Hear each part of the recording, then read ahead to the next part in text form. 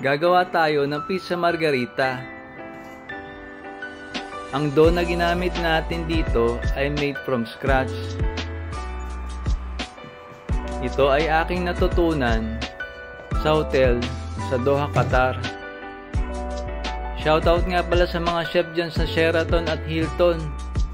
Kumusta na kayo mga chef? Ituturo ko sa inyo ang paggawa nitong basic pizza dough sa susunod nating video. Kaya hintay-hintay lang. Ang pag-poke sa pizza dough ay para maiwasan ang paglobo pag ito ay ating iniluto na. Kung mapansin nyo, mas malaki ang nagawa nating dough kesa sa pizza pan na gagamitin natin. Hindi ko kasi natansya ang laki ng pizza pan. Pero okay lang, nagawa naman natin ito ng paraan. Adjust lang.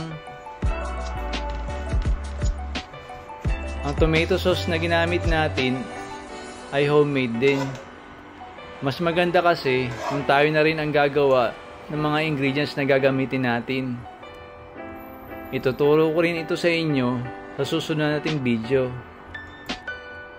Buffalo mozzarella at fresh basil ang karaniwang ginagamit sa paggawa ng pizza margherita. Pero dito, dried basil lang ang ginamit natin. Isasalang ko to sa oven na may init na 250 degrees Celsius sa loob ng 10 minuto o kapag nakita nyo na ang crust ay golden na. Pagkatapos, pwede nyo itong sprinkle ng olive oil kung meron kayo. Katulad ng ginagawa ng mga Italiano. At ito na nga ang ating pizza margherita.